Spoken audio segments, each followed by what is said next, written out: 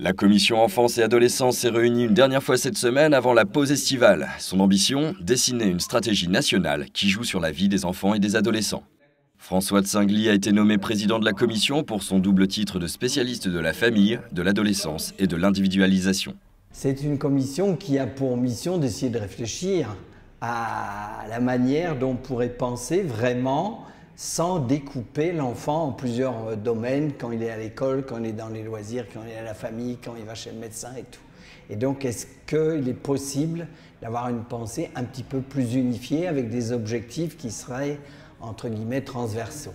De son côté, Mercedes Serra, en tant que directrice d'agence de publicité, porte un regard décalé par rapport à ceux des sociologues ou des spécialistes de l'éducation.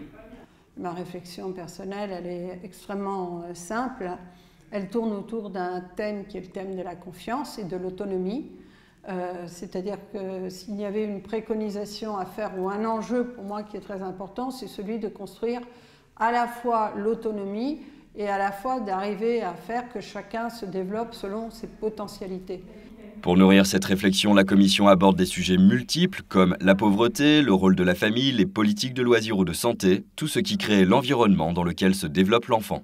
Il y a un axe transversal qui va être la notion qui n'est pas encore complètement stabilisée, mais on va dire de développement complet de l'enfant, qui peut emprunter notamment en termes de système philosophique, par exemple à la logique des capacités d'Amartya Sen. On équipe les jeunes, les enfants, les adolescents en ressources cognitives, non cognitives, émotionnelles. Donc ça permet de jouer sur toutes les gammes qui permettent à un individu de se former.